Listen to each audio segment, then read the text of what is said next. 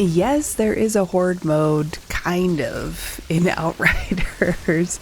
I'm sure you guys have seen these videos so far about the best XP farm, crazy XP, get it now. And they're talking about going into Eye of the Storm and basically almost AFKing, not completing the obelisk and just getting the ads to spawn over and over and over and over and over again.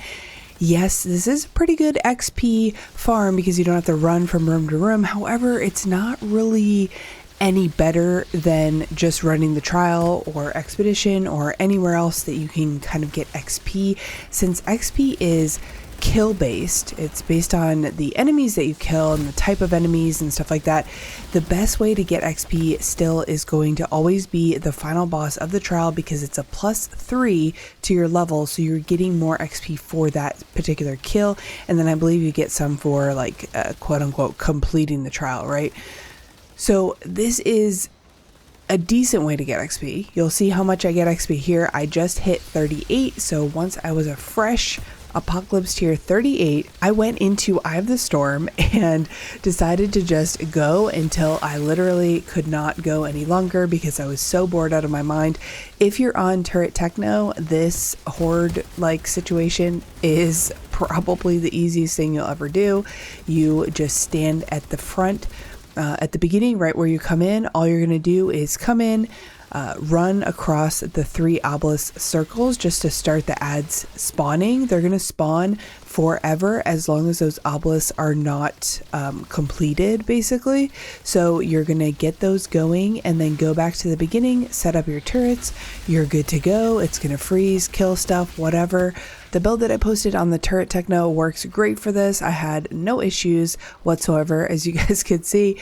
And then after a while, you go and complete the obelisks. And then once you actually complete the obelisks and get them all the way down so that they are locked in, when you do 3 of those, it's going to go to the boss section of the fight. Now, to get the XP that you earned previously for however long you stayed in Eye of the Storm, all you have to do is get those 3 obelisks. So you don't actually have to complete Eye of the Storm or beat the boss. I did, and I'm going to show you the loot that I got from it.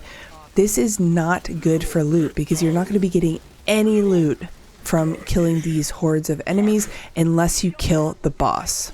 So I'm going to show you here killing the boss, how easy it is for Turret Techno, and then we're going to go ahead and look at the loot that I got from the end of the Eye of the Storm. So as you can see, we were in there for an hour, I think, if it'll show me. Hello. Yeah, an hour and 1 minute, basically, almost an hour and 2 minutes.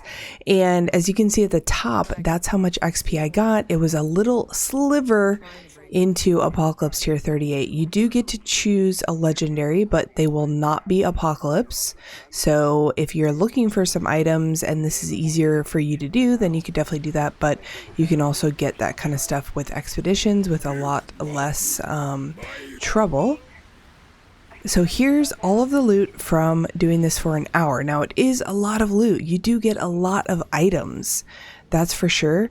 However, you don't really get much Apocalypse stuff. So I think out of the 7 legendaries that I got, 2 of them were Apocalypse. One of them was the Techmonger chest. So you can get new WorldSlayer legendaries here if you have the DLC. And I think I got 5 Apocalypse weapons and about 15 to 20 Apocalypse gear items. So it was pretty decent, but for an hour, you could have run like 3 or 4 trials and you could have gotten a lot more loot and a lot more materials in that time. So I don't know, it's up to you guys. It's definitely a good mode to do if you can't complete the trials very quickly, or if you're having trouble with the trials bosses, then you could definitely come here and get some XP and get some loot to help you move through them.